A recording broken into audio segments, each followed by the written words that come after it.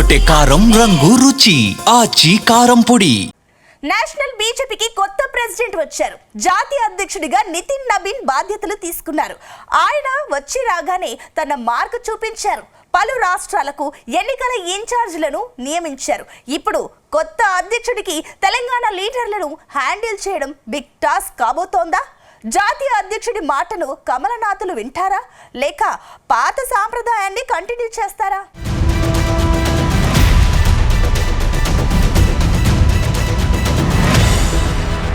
BJP జాతీయ అధ్యక్షుడిగా నితిన్ నబీన్ బాధ్యతలు తీసుకున్నారు.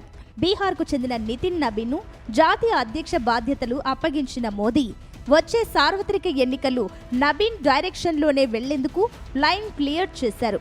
ఈ సందర్భంగా ప్రధాని మోదీ నితిన్ నబీన్కు శుభాకాంక్షలు తెలిపారు. పార్టీకి సంబంధించిన విషయాల్లో ఈ యువనేత తమకు బాస్ అని మోదీ ప్రకటించారు. నితిన్కి యువశక్తి, అపారమైన అనుభవం రెండూ ఉన్నాయని మోదీ ప్రశంసించారు.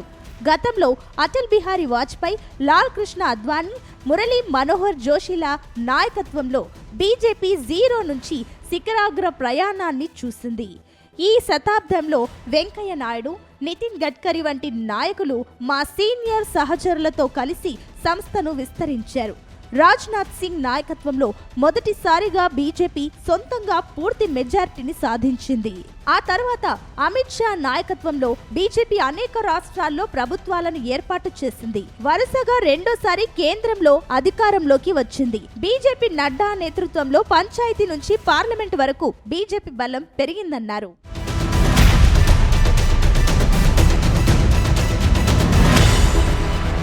सिर्फ भाजपा को भी संभालना इतना नहीं है, एनडीए के सब साथियों के बीच भी उन्होंने तालमेल का बहुत बड़ा दायित्व भी देखना होता है। साथियों,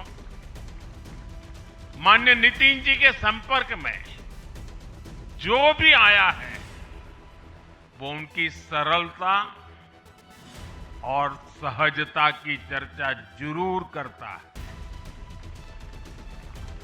बीजेपी युवा मोर्चा का दायित्व हो,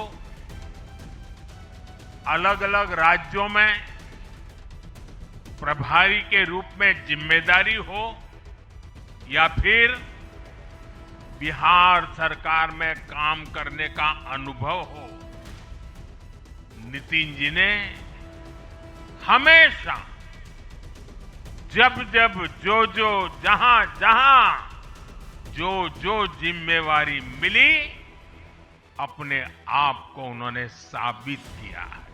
అయితే బీజేపీ జాతీయ అధ్యక్ష బాధ్యతలు స్వీకరించగానే కొత్త అధ్యక్షుడు తన మార్క్ చూపించారు. బాధ్యతలు చేపట్టిన కొద్ది గంటల్లోనే మున్సిపల్, కార్పొరేషన్ ఎన్నికలకు ఎన్నికల ఇన్ఛార్జీలు, కో ఇన్ఛార్జీలను నియమించారు. మహారాష్ట్ర మంత్రి ఆశీష్ షెలార్ ఎన్నికల ఇన్ఛార్జిగా నియమించారు. రాజస్థాన్ రాష్ట్ర శాఖ మాజీ అధ్యక్షుడు అశోక్ పర్నామి, రాజ్యసభ ఎంపీ రేఖా శర్మ కో ఇన్ఛార్జీలుగా వ్యవహరిస్తారని ప్రకటించారు. ఈ నియామకాలు తక్షణమే అమల్లోకి వస్తాయన్నారు. అయితే తెలంగాణలో రాబోయే మున్సిపల్, కార్పొరేషన్ ఎన్నికల కోసం పార్టీ వ్యవస్థాగత సంసిద్ధతను బలోపేతం చేయడమే ఈ నియామకాల ప్రధాన ఉద్దేశంగా కనిపిస్తోంది. ప్రస్తుతం పార్టీ రాష్ట్ర శాఖతో సమన్వయం చేసుకుని ఎన్నికల వ్యూహాలు, అభ్యర్థుల ఎంపిక, ప్రచార నిర్వహణను పర్యవేక్షించనున్నారు. ఈ నేతల అనుభవం, సంస్థాగత వ్యూహాలతో తెలంగాణ ఎన్నికల ప్రక్రియ సమర్థవంతంగా సాగుతుందని బీజేపీ నాయకత్వం విశ్వాసం వ్యక్తం చేసింది. ముంబై స్థానిక ఎన్నికల విజయం తర్వాత పార్టీ జాతీయ నాయకత్వం ఈ స్థానిక ఎన్నికలపై దృష్టి సారించింది. కీలకమైన మున్సిపల్ ఎన్నికలకు ముందు వ్యూహాత్మక నియామకాలను చేపట్టింది. అయితే ఇప్పుడు తెలంగాణలో మున్సిపల్ ఎన్నికలు ఇక్కడి బీజేపీ నేతలకు అగ్ని పరీక్షగా మారాయనే చర్చ జరుగుతోంది.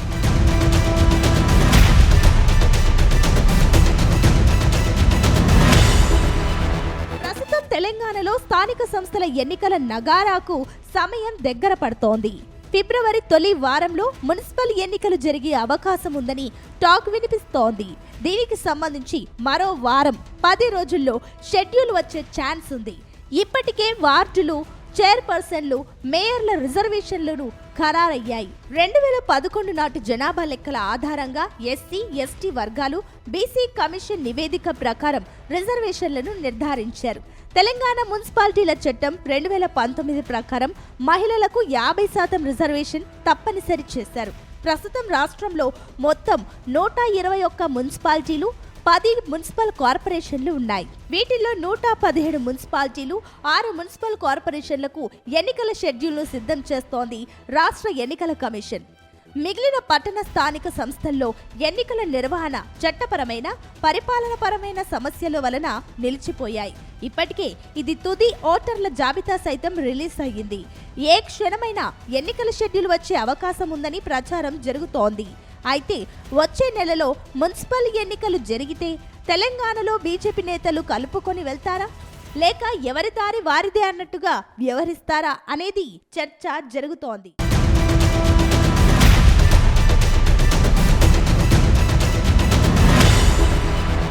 ఇప్పుడు తెలంగాణలో బీజేపీ నేతలు తీరుపై హైకమాండ్ గుస్సా మీదుంది.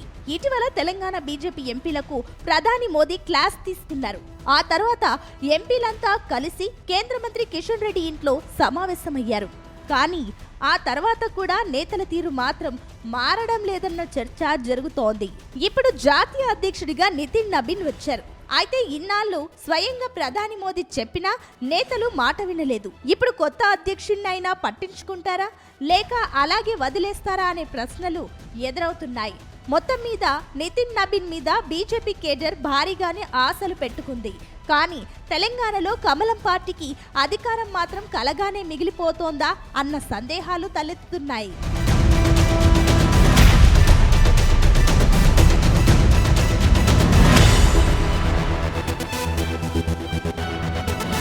గుమగుమల వంటలే వంటలే తెరకొట్టే కారం రంగు రుచి ఆచి కారం పొడి.